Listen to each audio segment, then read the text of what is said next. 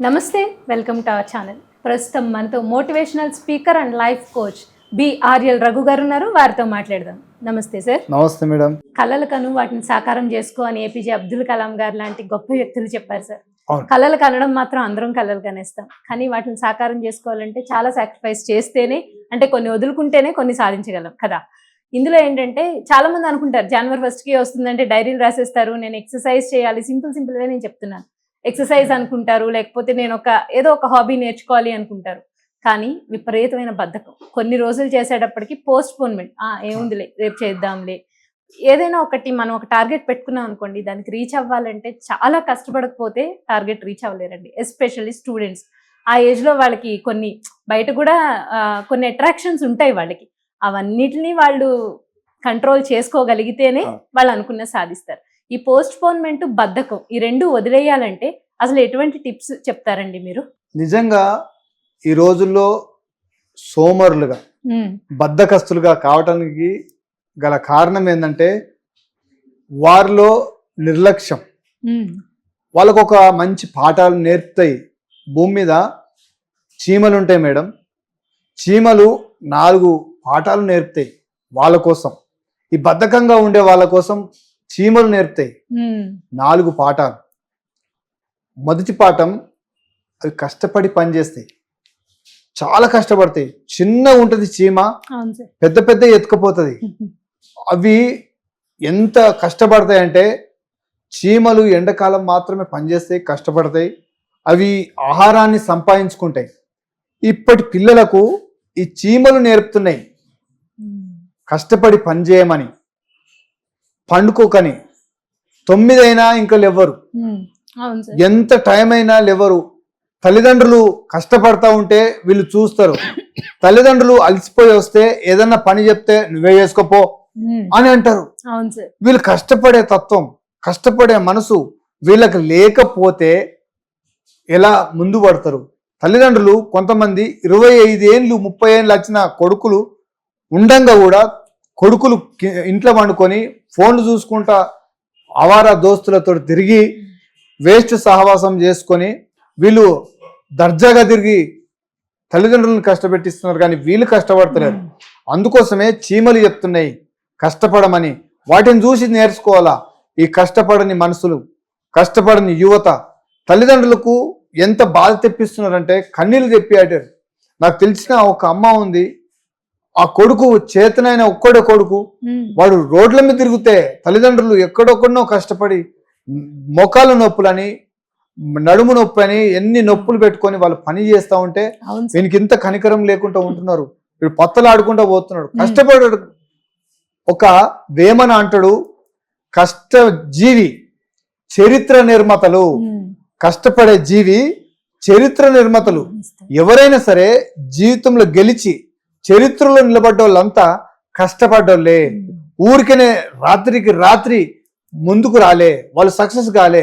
వాళ్ళని చూసి చరిత్రలో ఒకసారి చూడండి, వాళ్ళు సక్సెస్ అయినారంటే వాళ్ళ వెనకాల ఎంత కష్టపడితే ఉంటది. కష్టపడ్డోళ్ళే చరిత్రలో ఎక్కుతారు, కష్టపడ్డ వ్యక్తే గొప్పగా అవుతాడు. అందుకోసమే చీమలు చెప్తున్నాయి మనకు నేర్చుకోవాలి. చిన్న చీమ మనిషికి చెప్తుంది కష్టపడమని. అవి కష్టపడతాయి, అవి నేర్పిస్తున్నాయి. వాటిని బట్టి మనము నేర్చుకోవాలి కష్టపడే తత్వాన్ని. కాలాన్ని గమనిస్తాయి మేడం. అవి కాలం, ఏ కాలమైనా సరే అవి గమనిస్తాయి. మనిషి గమనించాలి, కాలమును గమనించాలి. వయసు అయిపోతుంది, నేను 20 ఏళ్ళలో వచ్చిన, 18 నుంచి 20 ఏళ్ళు వచ్చిన, 25 ఏళ్ళు వచ్చిన, 30 ఏళ్ళ దాకా వచ్చిన, నా జీవితం ఏంది అని మనల్ని మనము గమనించుకోవాలి. గమనించుకుంటే మనము సమాజానికి ఉపయోగపడతాం, సమాజానికి మేలు చేస్తాం, సమాజం కోసం మనము కష్టపడతాం, సమాజం కోసం మనము ప్రయోజకులు అవుతాం. మనం సమాజం మనల్ని సైలెంట్ కొట్టాలన్నా, సమాజం మనల్ని చూసి నేర్చుకోవాలంటే మనం కాలాన్ని గమనించాలి, రోజులను గమనించాలి. వయసు 30 దాకా వెళ్తే ఆడికెళ్ళి నీ మీద భారపడాలి. గమనించాలి, నా వయసు అయిపోతుందని మనం గమనించాలి. నేను వృధా చేస్తున్న సమయాన్ని అని గమనించాలి. టైంను ఎట్లా మెయింటైన్ చేయాలి, కూర్చున్నప్పుడు గమనించుకోవాలి, మనం గుర్తించుకోవాలి. నేను ఏం చేస్తే బాగుపడతాను, నా ఫ్యామిలీకి ఎలా తల ఎత్తుకునేలాగా ఎలా తయారు చేయాలా, నా ఫ్యామిలీని ఎట్లా ముంగర తీసుకుపోవాలా, నేను ఎట్లా బాగుపడాలా, నలుగురికి కూర్చుండబెట్టి నేను ఎందుకు మోటివేషన్ చేయొద్దని, నలుగురికి ఉపయోగకరంగా నేను ఎందుకు ఉండొద్దని వాళ్ళు వయసు మీద లేకుంటే సమయం మీద మనం గమనించుకుంటుంటే చీమల్లాగా కాలాన్ని గమనిస్తాయి. కరెక్ట్ వేసవి కాలంలోనే సంపాదిస్తాయి ఆహారాన్ని. 8 నెలలు కూర్చొని తింటాయి మంచిగా. 4 నెలలు వర్షకాలం, శీతాకాలం అవి మంచిగా కూర్చొని తింటాయి. ఎప్పుడు అంటే ఎండాకాలం 4 నెలలు మాత్రమే కష్టపడతాయి. అందుకోసమే అవి అలాంటి జీవితం 25% కరెక్ట్గా గమనిస్తే 75% సక్సెస్వంతులుగా ఉంటారు. ఎప్పుడంటే గమనిస్తే, మనం గమనించాలి, సమయాన్ని గమనించాలి, కాలాన్ని గమనించాలి. చీమల లెక్క గమనిస్తే ఖచ్చితంగా సక్సెస్వంతులమవుతాం. 3వది క్రమశిక్షణ కలిగి ఉంటాయి. చీమలు క్రమంగా ఉంటాయి, ఒక పద్ధతితో ఉంటాయి, డిసిప్లిన్, చాలా క్రమశిక్షణ. నువ్వు చీమల్ని ఒకసారి ఇట్లా కదిలించి చూడండి మేడం, అసలు ఆ చీమలు ఎంత అక్కడిక్కడ పోయినా కానీ మరలా లైన్ గా ఒక లైన్ గా వస్తాయి. ఆ చీమలు నేర్పుతున్నాయి క్రమశిక్షణ, ఒక పద్ధతి ఏందో జీవితంకు క్రమశిక్షణ కలిగి ఉండాలి. మనము రోడ్డు మీద వెళ్ళినప్పుడు క్రమశిక్షణ ఉన్నప్పుడే యాక్సిడెంట్లు కావు. అలాగా మనం ఎప్పుడైనా సరే కరెక్ట్గా క్రమశిక్షణ కలిగి ఉన్నప్పుడు ప్రతి వ్యక్తి క్రమశిక్షణ, ఎప్పుడు ఏం చేయాలో, ఎప్పుడు ఏది చెయ్యొద్దో, ఏ వయసులో ఏం చేయాలో అది మనము క్రమశిక్షణ నేర్చుకుంటే ఖచ్చితంగా సక్సెస్వంతులమవుతాం. అయితే ఆ చీమలు ఒక 4వ పాయింట్ ఏంటంటే, ఆ చీమలు కలిసి పనిచేస్తాయి. ఈ సోమరులుగా ఉంటున్నారు కదా, సోమర్తనంతో కొడుకులు, చేతికొచ్చిన కొడుకులు, తల్లిదండ్రులు పనిచేస్తూ ఉంటే కొడుకులు ఇంట్లో ఉంటున్నారు. కానీ చీమలు మాత్రం అట్లుండయి. చీమలు నేర్పుతున్నాయ్యా ఏమని అంటే కలిసి పనిచేస్తాయి. కలిసి పనిచేస్తే ఎంత పెద్ద ఉండైనా సరే అన్ని రౌండ్గా అయితే, మీరు ఒకసారి గమనించండి, ఒక తినే వస్తువు ఉంటే దాని చుట్టూ చీమలు ఉండి ఆ చీమలు దాన్ని నువ్వు నెట్టుకెళ్తుంది. అంటే కలిసి పనిచేస్తాయి, కుటుంబం అంతా కలిసి పనిచేయాలి అని నేర్పుతున్నాయి అవి. మనకు సోమర్తనంతో ఉండి ఒక నాయన అంటాడు, తన పొలం కాడికి పోయి రాపోరా అంటే, నువ్వే పోయి రాపో, నేను పోను అంటాడు. అంటే నాన్న అలసిపోయి వస్తే, మంచి అమ్మ పొద్దున్న దాకా కలిసి పనిచేసి అలసిపోయి వస్తే కూడా ఒక బిడ్డ బావుగాన్లు దోమడము, లేకుంటే అమ్మకు సహకారంగా ఉండడము ఉంటే, అందరం కలిసి పనిచేస్తే ఆ కుటుంబం ఒక ఆదర్శ కుటుంబంగా తయారవుతుంది.